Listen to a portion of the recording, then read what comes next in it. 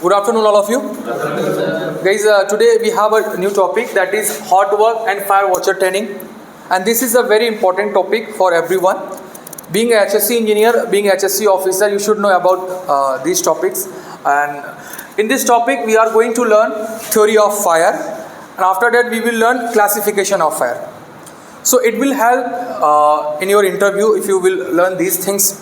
और fire watcher की और रोल रिस्पॉन्सिबिलिटी की अगर बात करते हैं तो बहुत मुख्य कार्य होता है, स्टैंड बाई के रूप में काम करते हैं। इनकी अगर देखा जाए तो जहाँ पे हॉट वर्क का काम चलता है वहाँ पे ये खड़े रहते हैं और जो भी हॉट वर्क से संबंधित काम होते हैं उसमें देख रेख करते हैं और उसके हैज़ार्ड्स को रिमूव करने का काम करते हैं। So what's your name? Mohammed Danish. And your name? Mohammed Sajid. Mohammed Sajid. Which course you are doing that? Diploma in safety. And your? Advanced diploma in industrial safety. Okay, that's good. You guys are doing diploma courses and advanced diploma in industrial safety. So in this video, first of all we will learn theory of fire. हम the theory of fire जानेंगे, फिर then classification of fire. So fire triangle क्या होता है? What is fire triangle? What is fire triangle? Sir fire triangle मतलब आग किस तत्व से मतलब बन के लगती है। ऑक्सीजन, हीट और फ्यूल, ये तीनों ज़रूरी होता है फायर लगने के लिए।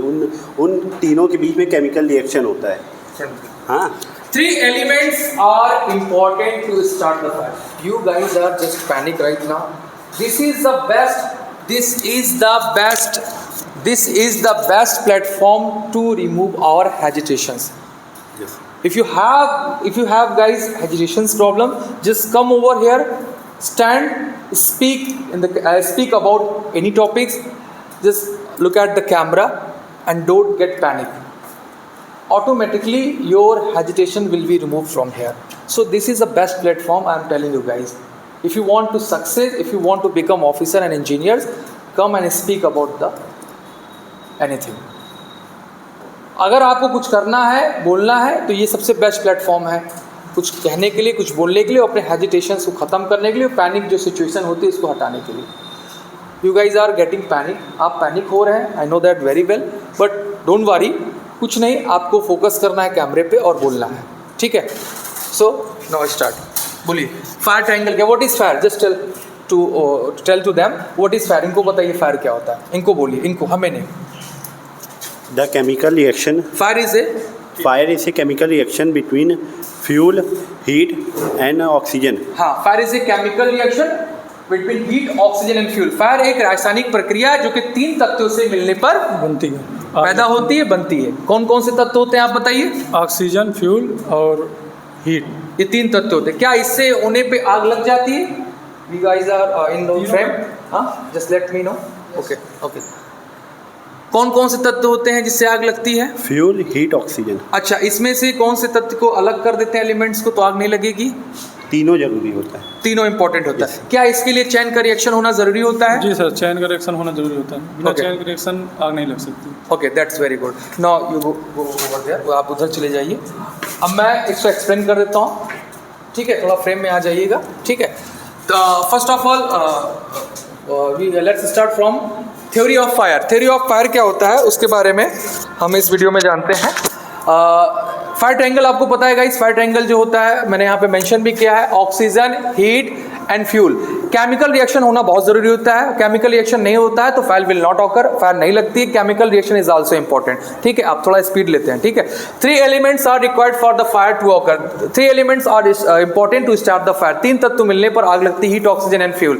3 तत्व इंपॉर्टेंट है तब आग लगती है, अदरवाइज आग नहीं लगती। इसमें चैन का रिएक्शन होना भी जरूरी होता है। कौन कौन सा? Air, that means oxygen, fuel, any combustible materials. Combustible materials मतलब कोई भी प्लास्टिक और कार्डबोर्ड, रबर, वुड, पेपर, ये क्या है? All these are combustible materials. Combustible में आपका फ्लैमेबल लिक्विड्स भी, आप उसको फ्लैमेबल लिक्विड्स में कंसीडर करते हैं। लिक्विड जो लिक्विड होते हैं उसमें पेट्रोल, डीजल, कैरोसिन, पेंट, ये क्या है? All these are flammable liquids, but वो भी ज्वलनशील है, ये भी ज्वलनशील है। हीट क्या होता है? Natural and industrial sources. एक नेचुरली होता है, वल्केनो वगैरह जैसे फट जाते हैं उससे होता है, या पेड़ आसपास में जो जंगलों में आग लगती थी पहले के दौर में क्या होता था, उसमें आपस में जो दो डाल या उस पेड़ फ्रिक्शन करते रहते, घिसड़ से जो है हीट बनता था, और हीट से इग्नाइट होके फ्लेम उसमें आग में तब्दील हो जाते थे, कन्वर्ट हो जाते थे।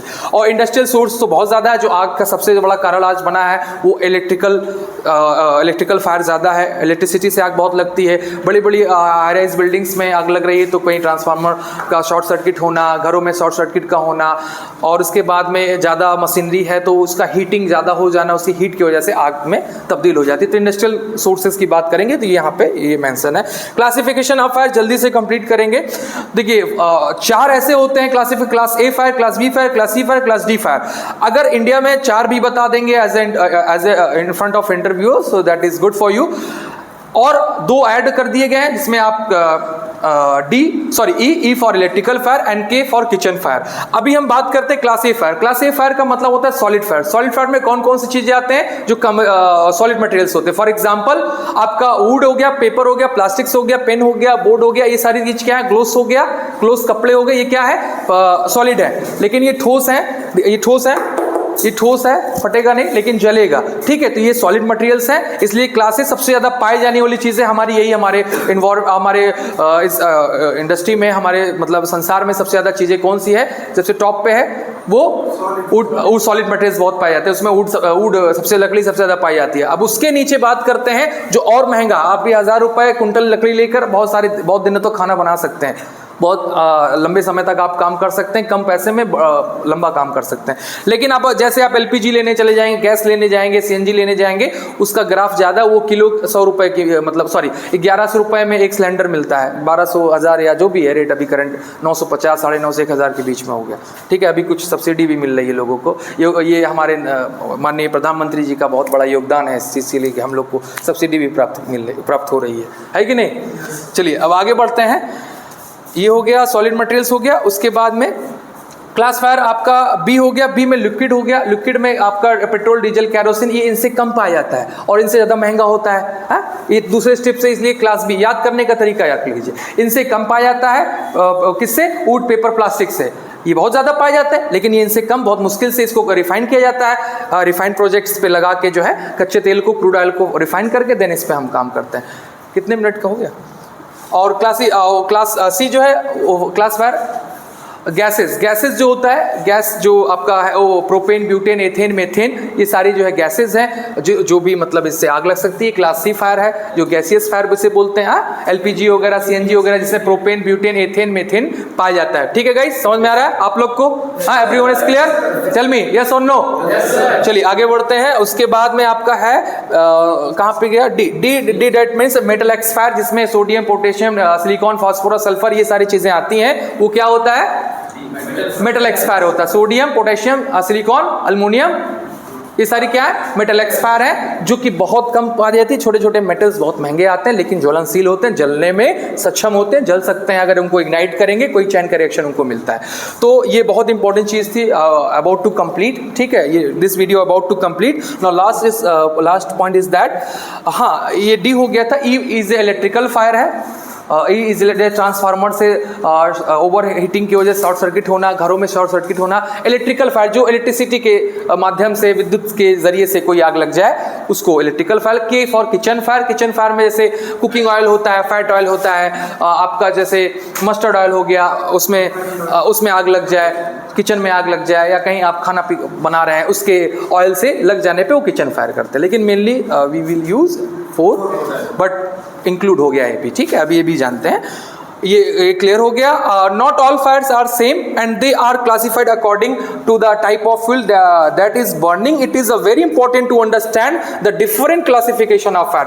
हमको ये जानना बहुत जरूरी। सब एक तरीके की जो है फायर्स नहीं होती, अलग अलग तरीके की होती है और अलग अलग तरीके से वो लगती है। कोई पेट्रोल से लगती है, कहीं डीजल से लगती है, कहीं वुड से लगती है, कहीं पेपर से लगती है, कहीं कार्डबोर्ड से लगती है। तो डिफरेंट तरीके की, डिफरेंट टाइप्स की क्लासिफिकेशन ऑफ फायर है। तो अलग अलग तरीके की वर्गीकरण जिसे हम बताते हैं फायर के होते हैं, ठीक है। तो पेपर से लग गया, या इलेक्ट्रिसिटी से लग गया, या आपका वुड से लग गया, या आपका डीजल, पेट्रोल, कैरोसिन से लग गया। तो अलग हैं, तो उस पे अलग हैं, इस पे डिफरेंट तरीके से होते हैं, इसलिए जो है क्लासिफिकेशन फायर जो डिफरेंट होते हैं, यानी कि पर्टिकुलर किसी से लगता है. So all of you clear? In the next video we will learn something regarding this topic, how to work and fire watcher. तो फायर वॉचर एक इंपॉर्टेंट विषय था जिसपे अगली वीडियो बहुत जल्द आपको मिलने वाली guys. Thank you so much. हाँ, this is a part 1 also, this is a part 1 guys. आपको मेंशन कर दिया जाएगा टाइटल में, आपको मिल जाएगा यूट्यूब चैनल पे, फेसबुक पे. पार्ट 1 है, पार्ट 2, पार्ट 3 में भी, पार्ट 4, 6 तक भी ये वीडियो इस पे आ सकती है. Thank you so much guys.